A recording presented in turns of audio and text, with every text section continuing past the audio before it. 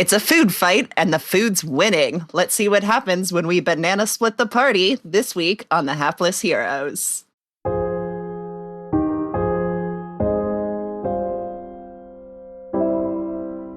All right, do you want to disappoint the frog or shall I?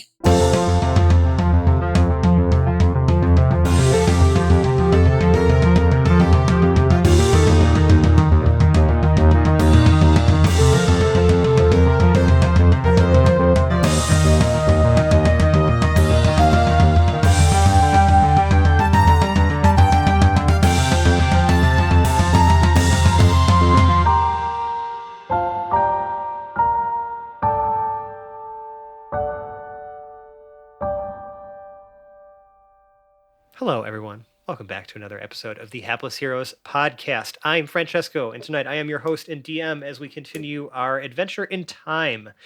We have a wonderful cast of characters. As always, they are Dave as Zero, as Valen's Avatar of War. Good evening. John as Lord Jarrell, Champion of Justice. How did Boris go on without us? Phil as Hedrick the Entertainer. I got the lunch lady blues. Mike as Lord and Captain Quinn Southwind. Always at my service. Speaking of service, how do I get any service around here? Zach as Pregnart. Sloppy Joe, sloppy Joe, yeah. Nicole as Boris the Butcher. Oh, they'll catch up. And James as Hoblet the Smasher. Good evening, friendo. Just the one friendo this time. You know who you are. It's me. Again, this is probably going to be a multi-part thing. So I feel like anyone jumping into this story arc halfway through is not going to know what the fuck's going on. So I'm going to only recap essentially what happened last episode. We are essentially, you guys have been, exploring this tower, trying to piece together what happened. There was obviously an incident in the cafeteria on the 15th floor. You garnered that something had happened with, maybe the student or the child of a faculty member. There was some sort of accident at the finishing table because you learned about this whole process of how they produce, just mass produce food for all the students and faculty and people who reside here in this tower. And now you guys are on a mission to maybe you're still trying to gain information, right? I think Zero kind of put the point home at the end of the last episode of just we want to try to, you guys want to try to use as much of this go around, right? This first real official go at watching the events unfold to get as much information as possible so that you don't have to waste time doing it on a subsequent one, if that's the case here. Right now, you guys are trying to find the infirmary. That was your next destination. You saw that there were two, one on the 7th floor and one on the 14th floor. The 14th floor also is coupled with the very more limited school of restoration, which is not necessarily one of the traditional disciplines because restorative type spells and healing is more on the divine side of things. But your key runes did not allow you to go there at this moment in time. However, Boris, seemingly, we know it's because she stole a student's key rune. Y'all don't know why she happened to go there by herself. So now all of you are standing on the teleportation pads on, I believe you guys were on the 10th floor, and Boris has been transported elsewhere. We're going to open with the group that was not transported. Oh, why do you think we weren't allowed up there? How could Boris be the only one that was allowed?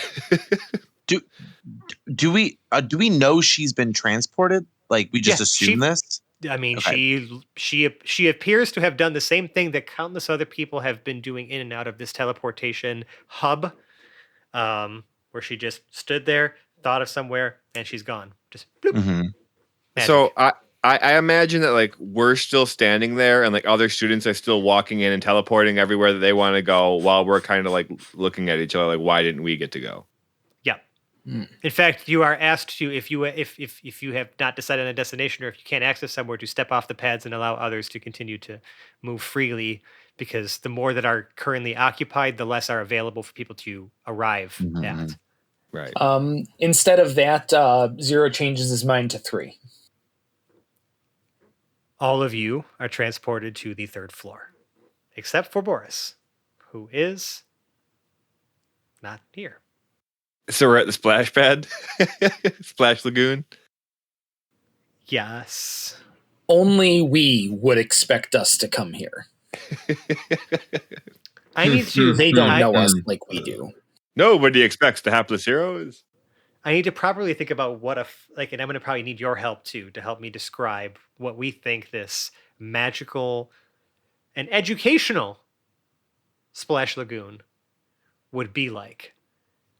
And I'm going to let y'all ponder on that for a second. Maybe DM each other, maybe just like write some ideas down. So we're going to cut to Boris for a moment. Boris, you enter onto a floor in disarray. There are people being moved between rooms. It's almost like a busy hospital wing. It feels like up here. I guess if I were to liken the vibe to something. You can see that there are teachers and students, having been pulled out of classrooms and are all trying to aid in just triaging what's going on, and also there's and also dealing with prefects who are also here to gain information, do their own investigations. Right? There's just a whole hubbub of shit happening here, and now you're kind of sort of just caught up in the swing of it. You can see that there's another one of those magical chalkboards posted up in this teleportation hall itself that said, floor closed to guests at this time due to an emergency. But you have a student's key room. You don't know who that student was. You don't know what kind of student they were. You don't know anything about them, but you have someone else's thing. And you enter onto this floor, and I think normally you'd probably still stick out a little bit because you're not dressed in like the robes and like the things that like a typical student would be wearing right now, right? You still kind of look like Boris, I believe. But because of the just absolute chaos that's happening right now, no one seems to be necessarily directly paying attention to you, but there are prefects everywhere, and I'm sure that one of them would take the time to be like, you don't belong here. So you know that you're going to probably have to stay out of sight and kind of blend in or find some way to blend in, or else you think you obviously don't belong here, and there's obviously like a lot of official shit happening. So you're going to have to be very careful about like you're trespassing right now. So before doing anything else, Boris, while she's still at the teleportation pads, waits for a moment, like off to the side, kind of just like blending in whatever shadows happen to exist near there, hiding behind a plant or, whatever's available. There's a distinct lack of objects to hide behind. There's mainly just a sea of people to potentially So I just gotta between. hide in the sea of people for a moment, waiting. And nobody else comes.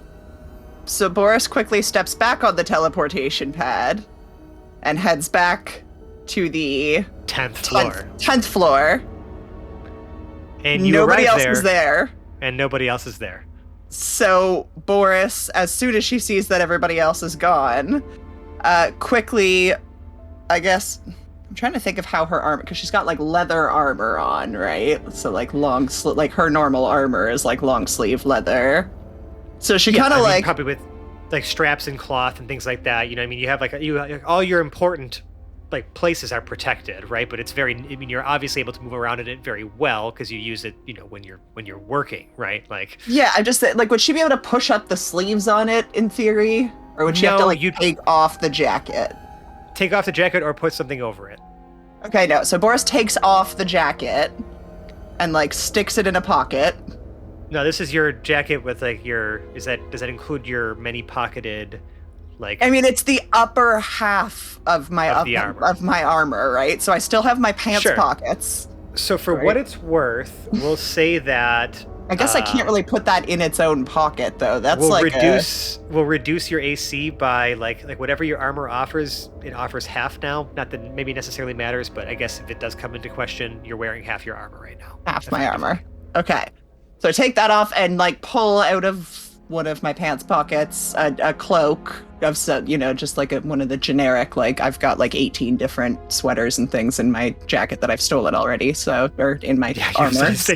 You have pieces of Quinn's clothing. You have pieces of. Yeah, I don't go with Quinn's clothing. I go with something nondescript and just, kind of like a general, like something that I've grabbed that looks generic. You don't have a disguise kit, do you?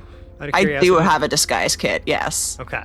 So we're going to do a check with that because you're looking around and you realize that anyone who actually looks like they belong here, like as far as like a student or a faculty, have very specific clothing on that has like markings of the school, maybe even potentially markings of like what their stature might be. You're not familiar with what that hierarchy looks like or what that symbolism means like when you look at somebody, but you could just generally have a general idea of like where someone stands if based on even just their age, right? But it's not necessarily something you should make an assumption about, but I mean, just some people carry themselves like faculty and some definitely are carrying themselves like students, but they all have very specific like clothing. It's like uniforms almost. I'm not trying to look like a student. I'm just trying to look like I don't incredibly stand out. Like I'm not looking for like a lavish purple cape. I'm just looking for something kind of generic that I can like clip over. So you're not trying to necessarily disguise yourself as a student. You're just trying to... I'm just trying to keep my arms exposed while the rest of me is not. So that's fine. I've got like whatever like t-shirt thing I've got under my armor on and then a cloak on. Yes, plenty of fabrics and things like that among your disguise kit and whatnot to be able to fashion something quickly enough. I'm not even gonna make you check for that. That's not even important. I'm just throwing something over my shoulders. Pull out my trusty dagger and slice my own arm open. Not deeply, not in a horrifying fashion, but a significant enough cut that I am bleeding, and then I warp myself back to the infirmary floor. You're a fucking genius. I love this. Okay. Yes. So you show up now onto the infirmary floor, bleeding from your arm. Like, are you saying anything? Like, what's happening? So you enter back up. Now you have a bleeding wound. Like, I guess take like, I don't know, we'll say, roll your damage dice against yourself. Give yourself some actual damage to heal. Yeah, I mean, I'm assuming I'm good with my knife, and like, what's the minimum amount of damage I could give myself? Do your minimum damage. Yeah, there you go. Do your minimum damage. 1d4 plus 6. You have so much. 7 damage. There you go. You have so much HP, right? So it doesn't even fucking matter. 7 HP is nothing at this point. I'm just figuring I'm good enough with my knife that I'd be able to do that in a way that would like not actually be hitting anything dangerous, but like, Perfect. I'd be able to make myself bleed. So yeah, I like go up to the first official looking like pralin, I guess that's kind of helping. I'm assuming that there's kind of an inflow of patients. Yeah, right? It's easy to kind of tell where that is, right? And someone sees that, they look at the wound, like one of the nurses or something like that, like one of the actual infirmary like personnel comes to like take a look at you, and they're like, okay, it's not super serious. We're gonna send you down to 7. Right now, we're just triaging the people who were injured on the 15th floor, sweetie. So just gonna here. Do you feel like you could take yourself to the 7th floor, or do you need some help? Do you need someone to bring you there? I've actually been helping with the sorry, that wasn't Boris' voice. Could be like, yeah. I've actually been helping up on the 15th floor with the investigation, and that's how I ended up getting hurt. I was in the kitchen there, so if you're not a student. I'm so sorry, ma'am. I didn't mean to call you sweetie. I thought you were a student at the school. Obviously, a lot of people up here are students. I saw you were injured. I assumed. I didn't mean to assume. No, it's no problem at all, but they actually sent me to this floor, so while I was receiving treatment, I could maybe speak to some of the students to see if anybody knows what was happening. We're kind of hitting some dead ends up there. Roll me a deception. Right, because you weren't asked to actually come here and investigate, but... Thank God. Wait, what do I... Deception. Oh, that's only a +6. Okay, 20.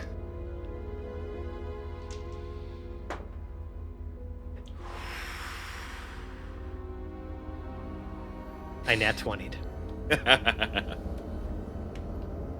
But it's not going to go the way as poorly as you think. It's fine, we have a goldfish. She says, I'm sorry, I'm not sure if you were. I don't believe. It's hard. I find it hard to believe that you were asked to investigate up here. I don't really mean to question your motives. I don't mean to throw any accusations. I just know that it's just right now. I know it's only the prefects who've been assigned to any sort of investigation. I know, especially when it's injured students. Right, we would not bring in outside counsel so soon. I appreciate you wanting to help, but if your wound is not serious, I'm going to have to ask you to move to the 7th floor. Do I stab myself? You don't have the goldfish. That's true, I don't. Boris is bleeding out in some weird hospital. This is exactly exactly why she does not have You the don't have the goldfish. goldfish. Right. I'm gonna take your decision here, whatever it is, and then we're gonna cut back to the other group. So what is Boris doing now? You've been instructed at this point. If your wound is not life-threatening, to please go to the 7th floor infirmary because they are overloaded here with people who need their attention. Boris says, I understand, and walks back towards the teleporters. Does the prefect watch her get into the teleporter, or does she go back to the other task she's doing? She will watch you do it. Okay, Boris gets back into the teleporter and Goes to the 10th floor to wait for 5 minutes. Okay. We're going to cut back to the Splash Lagoon, folks. I hope you've had enough time to think about what the Splash Lagoon on the 3rd floor of a magic school. Are you looking at pool, for sure. looking at our green research room? center. Yeah, there's been some workshopping. Oh my God. I'm sorry. I actually was focused on Boris's situation. I did not even That sounds realize all boring, of the Fran. contributions Tell us we what's have. there. Oh my God. Oh my God. Yes. Yes. Okay. It is. I love this so much. Thank you. What do we see? You'd hope. So you enter, obviously, right now you see a teleportation hub, but you see many students, faculty, and guests, members of the general public, walking around in here in like swimwear. Some of them are like, wearing towels or have like cloaks and stuff like that, covering themselves up if they're not like actively running towards the gigantic, an area where you can only hear the sounds of splashing, laughter, and joy. There is also what you could tell, you have this teleportation hub, but you can also see signs pointing to stairs that are directing you to, out from both sides. It might be on the other side of this particular ring. So at this point now, you've reached maybe a floor that is accessible to the general public where teleportation is not required necessarily. If you are moving away from the teleportation hub. Yeah, Pregnart is... Pregnart very much is. I guarantee Pregnart is. I know Pregnart hears splashing and he immediately walks. Does not run because he is very familiar with safety and pool rules. Towards the splashing and general place where people are congregating. So Pregnart, in the center, at this point, you guys are towards the base of the tower. So this is like a very wide section now of this massive tower. In the center is a huge, so aside from the ring where you're able to walk around, it's a much wider hall than like the halls lined with books and windows and stuff like that you experience in the top floors, right? This is more of a public, it's like almost like, just there's like seating and benches, like stone things, you know what I mean? Like all these like beautiful column work, again, artistic things being put on display. This is, again, a general public floor as well as a place where people learn. But there is a massive pool in the center. It is circular, but there are different structures that are built so as that there's actually multiple layers of pools and like waterfalls and fountains. There's synchronized swimming occurring in so many places. There's actually synchronized swimming classes for the general public being taught right here by faculty of the school. There are people diving off of like Casa Bonita, like the big waterfall, where they Casa jump Bonita. off. It's like, yeah, Casa Bonita. That's right.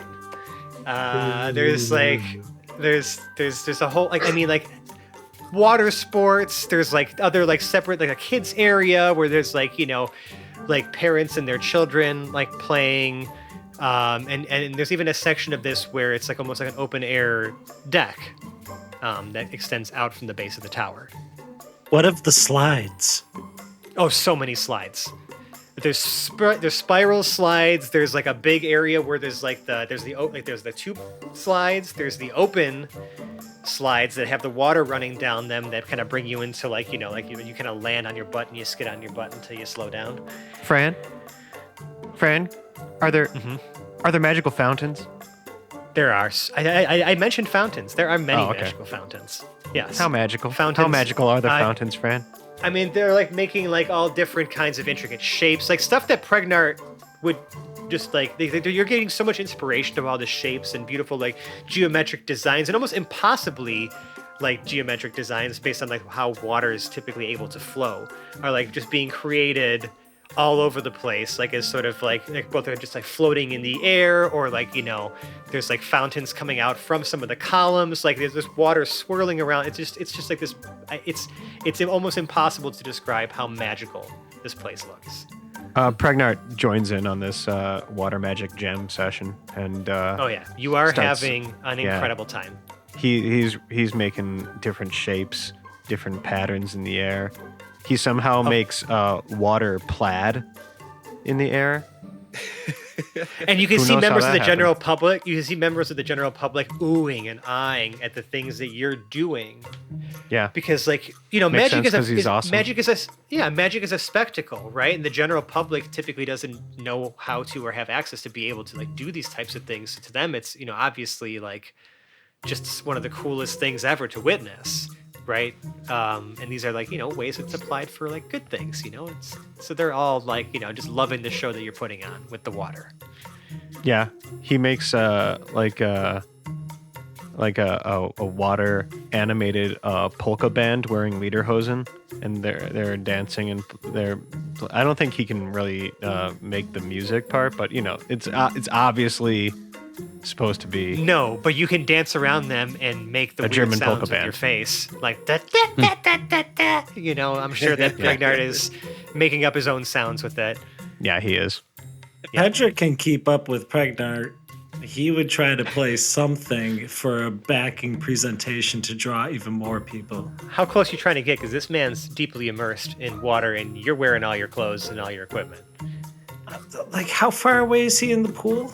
I mean, listen, the amount of time it takes Pregnart to go from next to you to doing whatever the fuck he wants to do is near instantaneous. It's like Boris. I do have walking speed while I'm swimming as well. I can 30 catapult myself in a series of cartwheels and somersaults and flips, like dashing speed. Sure. Would you like to... I would like to keep an eye on Pregnart. Yeah, you can keep an eye on him. If I can keep an eye on him, he's going to play music and try to synchronize with whatever Pregnart is creating a polka band, For sure. But like, how far into the water are you, Pregnart? Like, are you swimming amongst, or are you like towards the edge? I'm like towards the edge.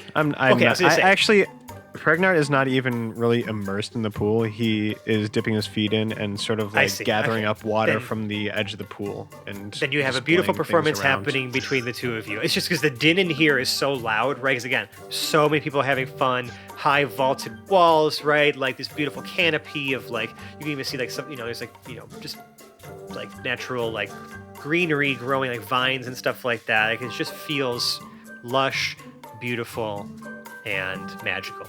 Here. This is obviously, a way for them to show off like why magic can be beneficial to the general public. Are the rest of us just kind of off to the side? Yeah, Jarrell can't swim unless he takes his armor off, and it's very difficult for him to take his armor off by himself. After like a minute or so, I'm gonna kind of look at Jarrell and say, "So, are we just leaving Boris? Like we're watching the water show. Are we just gonna leave Boris?" I was going to ask Zero if he wanted to go back and check for her. I'm sure he can't swim. I have a question for Boris. Boris, based on the fact that you already knew how excited they were about Splash Lagoon, do you make an attempt, or does the thought even cross your mind to go look for them there, or are you focused on your own shit right now? I just want to ask before we continue this nonsense on the third floor. Boris is focused on her own shit right now. If she thought about it at all, it would have been like they probably went to the fucking water park and then like went back to what she was doing. Okay. Just checking. Just want to make sure, like, if you're just gonna boop show up here, be like, what the fuck, guys, or if you're just gonna continue to do like your thing. I may eventually, but I have not. Right now, Boris is focused on her mission of getting information. Okay. We'll cut back to you then for a second. What's your next move? Okay, so I've gone back to the 10th floor. I step off of the telepad. And right next to the telepad from my disguise kit, pull out a sewing needle and a thread and sew my own arm back together quickly. Ow, what? Okay. Do I need to do a medicine check for that? Yes, you do. 100% yes. Oh, yes, that was a good roll. 21. Yeah, wow. You learned some shit on the streets before you were Baroness. I'm just like grumbling and stitching my own arm closed, like cut the thread with my own teeth, stick the needle back in my pocket, put my armor back on. Still grumbling away that, like, I didn't get my sneaky way the entire time, just being like, oh, goddamn pre-land down there. I'm assuming this process of giving herself stitches and doing that takes like a good like 10 minutes or whatever, probably. Yeah, so we'll just resolve a few more things downstairs then. But I was just I just wanted to check back in, kind of see where your head was at, what you were doing before we continue the tomfoolery on the third floor. It's like literally next to the elevator, not caring how many other students are gaping at her. Or like, yeah. I mean, the totally important information gathering and honestly, the great exposition I'm able to give about the city of Ool and its residents on the third floor. So, third floor people, Splash Lagoon friends. Jarrell is like halfway out of his armor at this point and asking Quinn if he can help him get some of the other straps because it looks like Pregnard's having so much fun. I love. Are you asking me to help you easily don your armor? Yes. He's like, can you get this? I can't get this one, Quinn. It's too hard to stretch back there. I mean, there's like 3 straps on his back that he can't quite reach. I also enjoy the sort of stark and very dramatic sort of change in vibe from where Boris was, right in the infirmary, where they are treating people after a incident that students were injured and hurt, right? And then on this floor, it's like, yippee! Everyone's having a great time and completely oblivious to what just happened, and also that they're all gonna die in 3 days. Yeah. I'm also picturing that all that Jarrell is wearing under his armor is an old-timey bathing suit and nothing else right now. Like he's prepped. And now I feel like a few of you have mentioned that, right? Where, I know Hoblet already had made that observation too of like, it is kind of eerie that everything that you're seeing right now, like you're sort of watching like sort of these moments, right, in time, knowing that in a few days, all of this will be gone. Right. And it's kind of a bit of I imagine, I'm sure that that's still in the back of your minds, right? That's kind of a sobering reality. I'm just kind of curious if that, is affecting you in this moment now, or if you're maybe just taking a moment to just try to add some lightness and brevity to the situation. I was just about to say, like, I am irritated, to say the least, right now. I am, like, everybody magically forgot that this city literally blows up in 3 days, and we're like trying 2.5 days now. Right. We're trying to do shit, and Nice. For those of you at home, Fran has switched his background to the doomed water park. We should now refer to it as the Doomed Splash Lagoon. Lagoon. Doomed Lagoon. I talked to Jarrell and he jumped in the water. I'm going back to 10. Like to find, but like if anybody walks, I was gonna right, say you don't have the power to do that. Currently, Zero does. Oh, Zero's the one who's able to take you guys from floor to floor. He was entrusted with. I see. I might. So I'll tap Zero. Hey, old friend. Yes. You want to try and complete this mission, maybe, or should we go for a swim? Oh no. This just happens to be a place completely out of the way of the previous investigation that only somebody as immature as Boris would know to look for us at. Don't you think she would have shown by now? Yeah, probably. It's also entirely possible she's been here for like 5 minutes and is just like hiding behind something. Pickpocketing people. You're probably right. I mean, yeah. All right, do you want to disappoint the frog or shall I?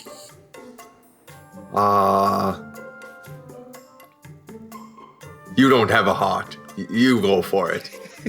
Oh my god, my feet are gonna warp so bad. You heard it here first, folks. Hoblet does have a heart.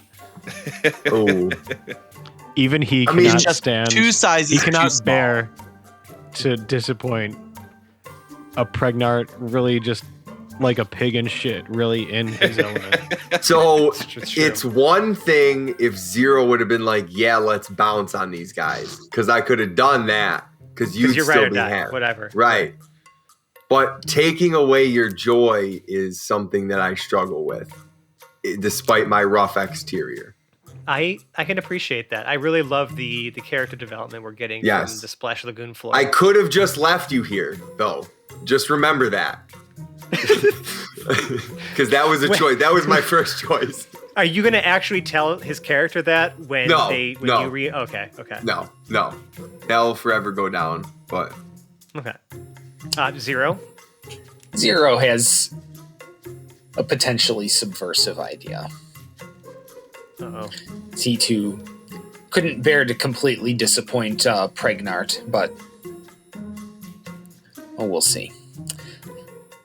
Sighs heavily, muttering to himself about how his feet are going to swell for like 3 days after this. Oh, right, because you're made partially of wood. Yeah. Trudging I feel like through he would the have like the Warforged version of like waterproof boots, though. I mean, at this point, yeah, I feel like Zero can weather. I mean, he's probably built to weather more than just like a few puddles. Oh yeah, he's just being a big whiner about it. Okay. Oh, okay, He's just okay. being a baby. Yeah. Walks out to the water and seeing Pregnart entirely in his element, presumes that maybe we can get something out of this. Okay. Hedrick, are you still playing near Pregnart? Oh yeah, I'm just keeping an eye on our little buddy, making sure he doesn't get too far off. Yep, Zero slides up next to you. And in almost uncharacteristically decisive for him, his eyes still red. Hedrick, judgment call. Do you think you and Pregnart can find out any quality information here in this environment? Frankly, I'm not sure anybody of import has taken a time of leisure 3 days before the end of all things. So Well, they don't know that it is. I'm sure somebody is up to something. Somebody knows more than what we need to, and they ain't sitting around here, working on their backflip. Fair enough. I suppose we need to collect him, don't we? Yep. Let's go for it. I'll back you up. All right. And Zero wades out into the water. Pregnart. Hey, you Yes. should get your. I hate to be that robot, but I think we need to be on our way. Pregnart, bottom lip a little quivering, sheds a single tear, which travels down and straight off of his face and into the elephant doing a backflip that he's forming in the air with the water, and it disperses the effect, and he comes with you. I know, young amphibian. I know. Nothing gold can stay. That's a Okay, buddy frosty boy. retort.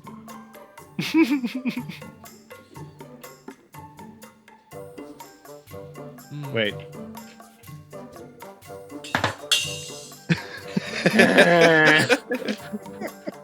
That's such a sad one. Listen, if you're gonna do a Robert Frost reference in the podcast, there's gonna be a sad rim shot after a pun. Yeah, that's fair. Yeah. That's fair. I can respect that. Okay. Well, sorry to cut it short, little guy. We got some business to attend to. Besides, we end up eating that goldfish. Oh, yeah. You can find yourself back here again. No, it's okay. I forgot that this entire city is going to explode and everyone will die. We have more important things to do. You hear? Okay, whoa. Okay, you just said that out loud, right? You said the quiet part out loud. Uh-huh. A few people who are near you and have been watching you perform are like, "What do you mean the city is not gonna be here in 3 days? What madness are you talking about?" Zero Pregnart's immediately. eyes glaze over and has a silent and stupid grin on his face. And now there's like whispers kind of traveling amongst the crowd. Zero pipes up. Consider the source. It's a dancing frog. No need to panic, everybody! It's just a dancing frog! He doesn't know what he's talking about! Pregnart knows that he said the quiet part loud, and he still continues to silently, stupidly grin. Patrick will put his arm around him and usher ourselves in the exit. Hold on, I'm just writing something down. Okay, I'm just noting down the whole Frogstradamus potential plot line here, so...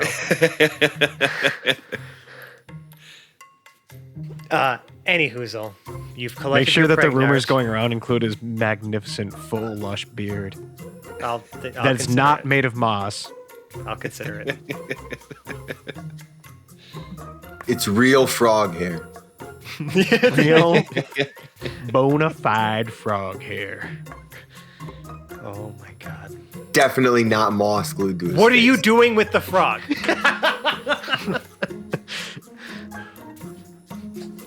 You have him under control now. Now Yes. where are you guys going? I think it's time to take our leave. Okay. What floor are you guys trying to go to? Well, I suppose, what? Back to 10, right? Is Boris with us again? No. I forget. No. Okay. But is Um, possibly about to be? We'll see. Pregnart Are says, you... Okay. Can we try those stairs to go where we wanted to go before?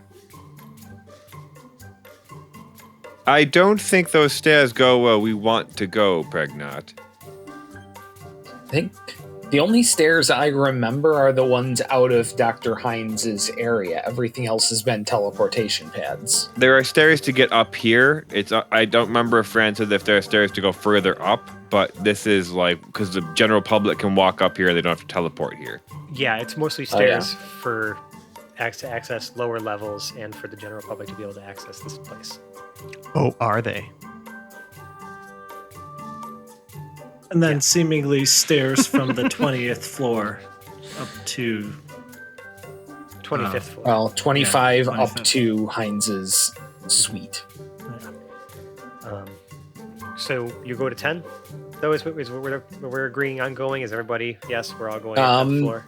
Unless somebody else tells Zero otherwise, he will have 10 firmly in his mind when he steps on the teleportation pad. And you are the last one to do that all Yes. the time. Okay. You guys go to the 10th floor. Boris, do they find you on the 10th floor? Yes. Has it been more than those 10 minutes it took me to sew up my arm and put my jacket back on? We got a few more minutes to play with here, so would you have waited or would you have gone somewhere? No, she would have gone somewhere as soon as she was done getting dressed. Mm-hmm. I figured. Yeah. Where are you going? Back to floor 14. Okay. You guys arrive onto the 10th floor, and Boris is not there. I would like everyone who has arrived on the 10th floor to make a perception check, however. Hey, nat 20. Jarrell, there's some blood on the floor. Oh, Jarrell, there's a hole in the wall. There are some drops of blood on the floor near one of the teleportation circle, pads. Okay. That's the only place I can see the blood, though? Yes. You can also see a few, what it looks like almost pieces of, medical string? Not Yeah. medical string, cut, because I used or my just string? disguise kit. Oh, yeah. So like thread, like a spool of thread, but just tiny little cuts of it on the floor near the dried blood. Jarrell will just kind of call out, Boris, are you around here anywhere? Obviously, she doesn't respond. So he called out for Boris and nothing happened. Correct. How would Hoblet try to disguise his voice? I don't think you can do a very good Boris impersonation. Well, Did someone drop this gold? Oh, that's funny. That's funny. Obviously, Boris, you're not here to hear it. Okay. Correct? Okay. Correct. She's not here. Well, yeah, I was going to say, we'll let you pause on that. So, Nicole, Boris, you are finally back again on the 14th floor. Now, you're wearing essentially your armor again, Mm-hmm. right? You've gone back up again. Triage situation is happening. People still just as chaotic as was before. It's getting real Grey's Anatomy up in here. And you mentioned before that there was nothing to really hide behind, but Boris is going to try to stealth herself into the crowd under a gurney, whatever she needs to she's just going to try to Laura Croft herself towards where she thinks the hospital beds are somehow. I was going to say, yeah, what is your intended destination, I guess? My intended destination is where it looks like the patients are I guess not not where it looks like they're sending people that are currently a recovery room. Blood, but yes, if I could see a recovery room or maybe a moderately serious injury bay or something along that lines, somewhere where I'd be able to talk to people, where there doesn't look like there's any sort of leadership around. Okay, we're gonna do now. Obviously, I know that Boris is insanely good at being stealthy. Mm-hmm. But we are going to add a level of difficulty to this because as we should. There's magic here too. It's not just you're not just relying on the simple eyes of normal folk. There are powerful people here who may, possess sight beyond sight. So, we're going to have to do a series of stealth rolls, but the difficulty is going to be significantly higher than what a typical just pretty much auto succeed would be for you, because right, because the lowest that you could ever possibly roll on stealth is 23. Am I correct? On stealth, 25 now. 25. Okay, right. Yeah. So I mean, very hard for you to be detected by normal means by regular folk, but you've seen that these prefects and the people who patrol the halls and whatnot, and the investigators that are part of this school do possess some significant magical abilities, so they are whose gaze you are trying to avert. Mm-hmm. So we're just going to start with a single stealth roll to kind of get yourself onto something mobile, maybe, or just kind of see what you're able to find for yourself. Okay. It's not a bad start. 31. 31 is good. We'll take a 31 at the start. We're going to probably start progressively increasing difficulty the further in you get. you managed to find yourself on it's not a gurney, because you've noticed that again, these like the stretchers that they're carrying people are unmanned and floating. However, there are like carts of like equipment being pushed around by folks, and you're able to kind of like sneak yourself onto like the bottom shelf of one that has a cloth over it. And are kind of being pushed through the hall. You're going to have to kind of, because of the fact that there's a cloth over you, it's hard to see out from where you are. You're kind of relying on hearing now, unless you were to poke your head up or lift up like one of the sides to see out from where you are. I'm mostly listening. I guess maybe occasionally kind of trying to like peek when I can, but not, mostly trying to sneak at this point. Okay. It's noisy. Some people, you can hear people like crying out in pain. You can hear other people just like, like asking if like some of their friends are okay. There's a whole bunch of stuff. You can hear like the groans of even like, faculty and stuff like that. But there's at one point, I guess, maybe a perception check. We'll do another check here. 23. Okay. It's enough to see that as, kind of you're passing, you're kind of only just looking at people's feet, but you could see sort of what would appear to be the feet and like the bottoms of the robes of a group of prefects huddled around a particular room as you are pushed by it. And then eventually the cart comes to a stop about 30 feet away from there. And you can hear people like starting to put stuff on top of it. Like, people are going to start probably accessing all the shelves in this soon. You got to get out of here.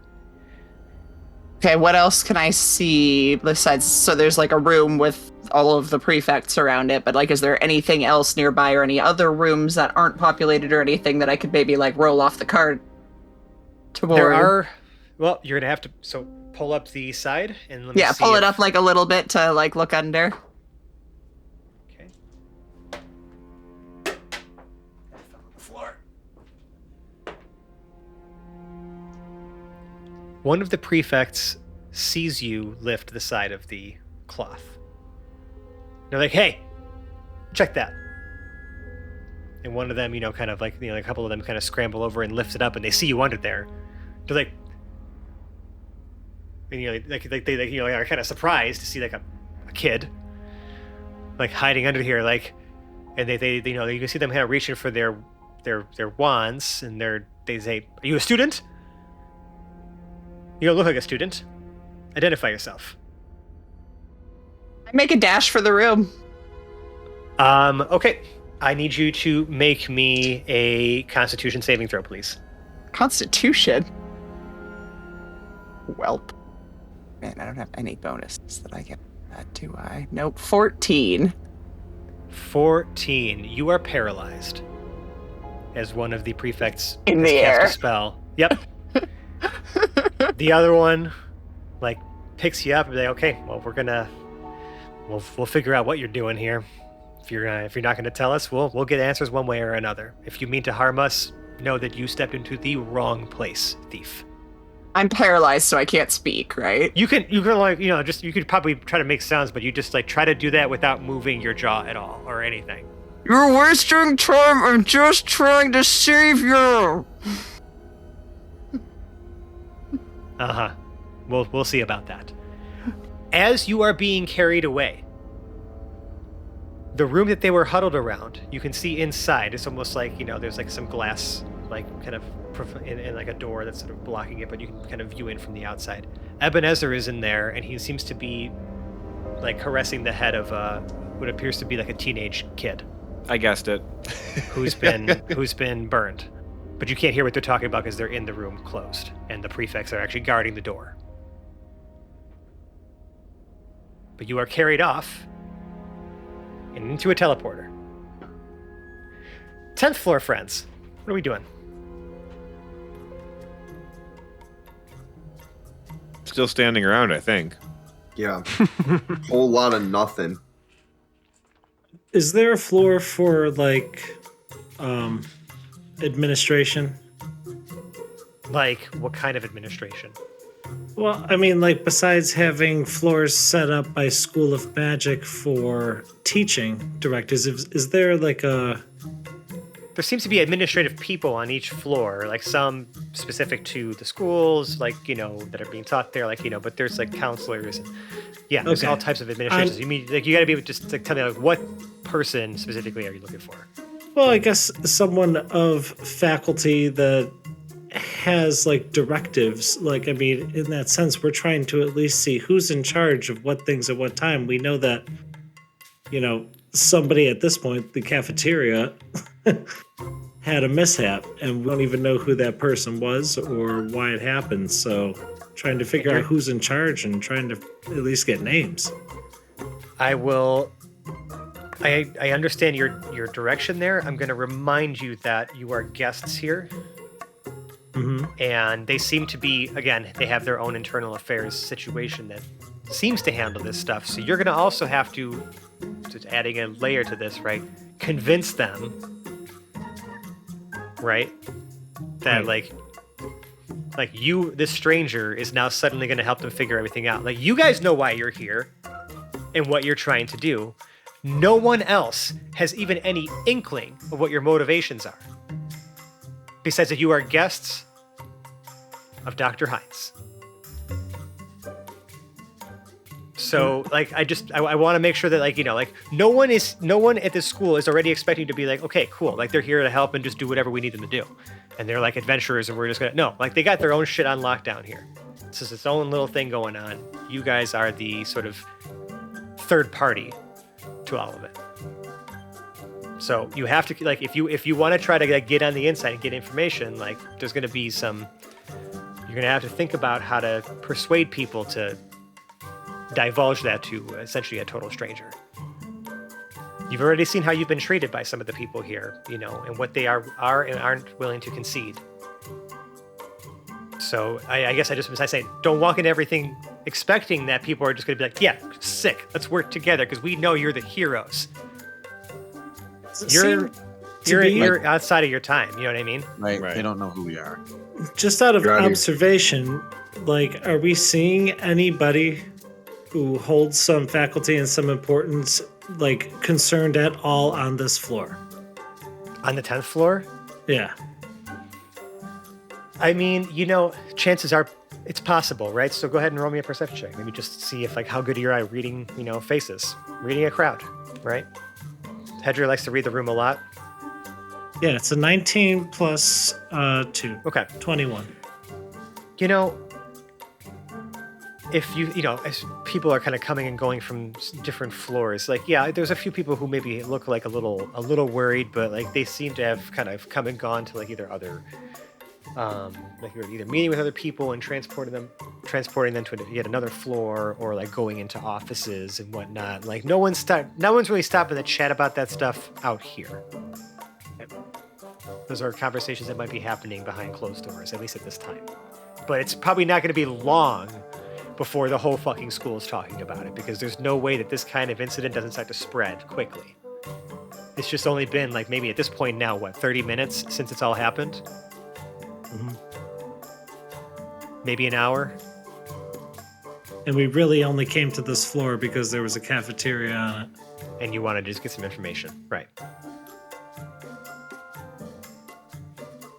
A lot of stuff happens at the school. There's a lot of places and a lot of things, you know what I mean? So it's I appreciate, like, what we're doing here, but yeah, it's like we gotta make sure we're knocking on the right doors.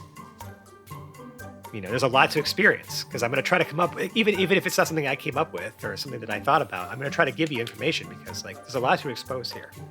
There's a lot happening, a lot of life going on in this place. And this is just one area of the massive city of Uhl. You're still just in the school. Yeah, / like magic, like center, like hub. Zero is off to the side and intentionally quiet for the moment. His eyes are silver right now, but he's not really engaging with anyone. But you guys aren't moving immediately somewhere, right? You're kind of sitting there mulling over, trying to figure out exactly maybe, like, what to do. Like, Boris isn't here. Like, obviously you guys aren't trying to go too far without her. Yeah. Okay, we're going to cut to Boris for a second then, so we can resolve more of what's happening with her, as you guys are kind of like, shit, now what do we do? Boris, you're transported to a floor that you're not sure about. You are brought to a small room, just like a desk, whatever. You're still paralyzed.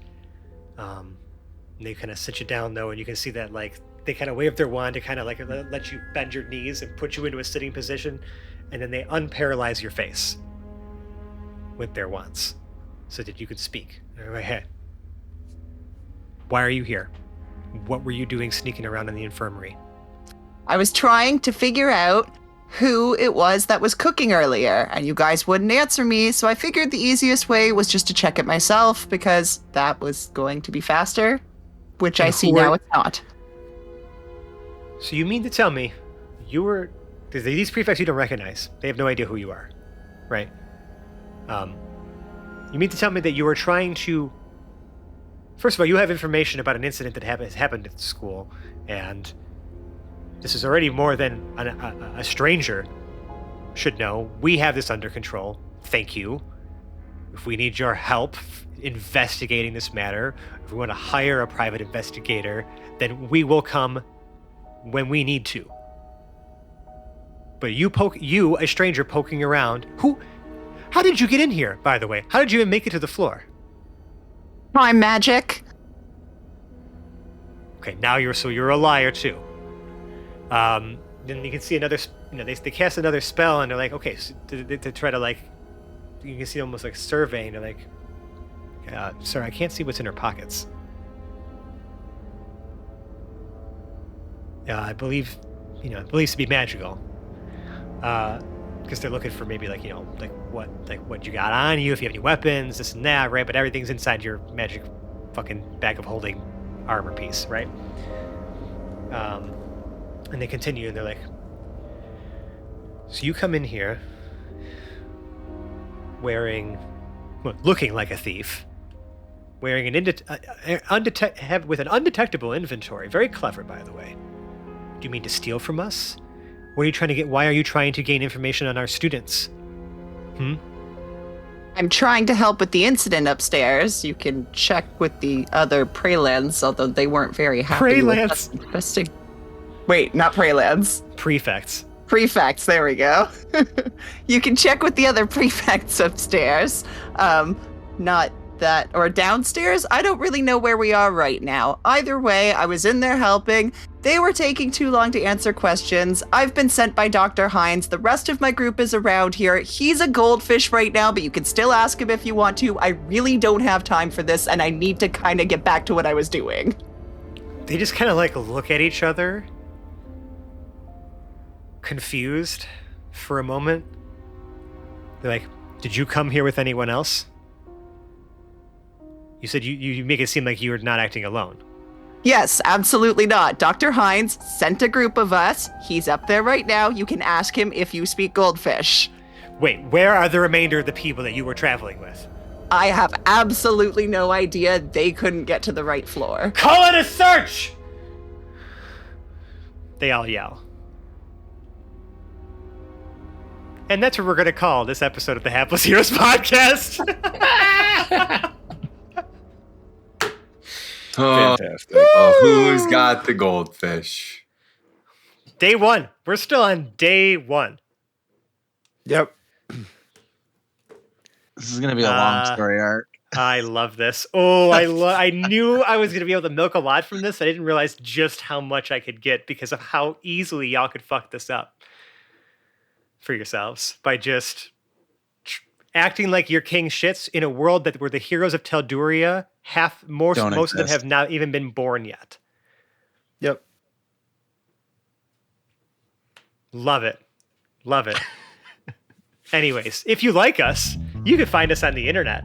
We're on such places as Twitter and Instagram. And just look for @HaplessHeroes. You can look at Facebook and Reddit. Just look for Hapless Heroes Podcast. Those places really, though, will point you to the crown jewel of our internet presence, our Discord server, where you can interact with us. We're always hanging out in there, chatting with our audience. There's also just a great community there of, a bunch of us nerds and other like-minded folk just talking about D&D, talking about I don't know, whatever the topic of the day happens to be whenever someone strikes up a conversation in there. We encourage you to do that. We encourage you to come in, introduce yourself, and let's just talk about some stuff. It's pretty awesome. If you really like us, though, you can leave us a 5-star review on the podcast service of your choice. And if your podcast service doesn't accept reviews, we also have a channel in said Discord server where you can say some nice things about us, and then we'll say some nice things right back to you here on the air. So again, we encourage you to do that as well. But if you really, really like us, you can donate to our Patreon. It's patreon.com/EmplessHeroes. Whole bunch of different rewards on there. You're helping us keep the lights on. You're helping us keep this podcast running, keeping it ad-free. We really just cannot thank you enough for all of your support over the years, and it all goes to a good use. It's just wow. Thank you all. But seriously, if someone owns a company and they want to pay us for ads, we are whores. So, I'm not. I'm very picky about that shit. I could be Yeah, convinced. I will hold the line. we're fending I will off a hold the lot of line. offers. Lots of people chomping at the bit to advertise with us. No, but maybe one day or never. Yeah. And if you like us right now, you like us, Sally Field and the whole deal, send an invitation to William F. Podcastington. That's right, the inventor of podcasts. It was not Conan O'Brien. And invite Sir Lord William F. Podcastington to Madame Tussauds Wax Museum. And before they get there, dress up as David Bowie, and also bring a portable pocket hair dryer and go to the David Bowie wax sculpture and melt it down with that bad boy and stand in its place very still. Just throw the hair dryer wherever. You don't want to get that anywhere near any of the other wax sculptures. And when William F. Podcastington enters the David Bowie room, sing Hapless Heroes related David Bowie parody songs to him. That was doable. That was doable. No idea what the fuck that was. There's a lot of things to a lot of people. What None of those happened to people you? were us. What happened to you? What did was it Reinhawk? What did Reinhawk ever do to you? You're gonna make him transcribe all of that. That's not even one of the worst ones. No, No, it really isn't. No, it really is not. Okay, well, I guess nothing left for me to do besides outro my cast and friends for you.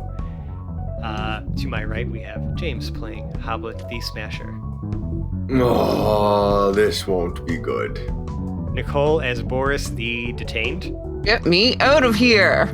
Zach as Pregnart, Goodbye. Mike as Lord and Captain Quinn Southwind, All my coins are still here. Phil as Hedrick the Entertainer, I think this is taking too long. John as Lord Jarrell the Light, Until next time. and Dave as Zero, Phelan's Avatar of War. Oh, good evening, everyone. And I'm Francesco, and I've been your host and DM, and we will see you next week as this adventure continues. Will we even make it to day 2? Will we? Bye-bye now. Will we or won't we? Bye. Bye. Goodbye. Bye. Goodbye. Right.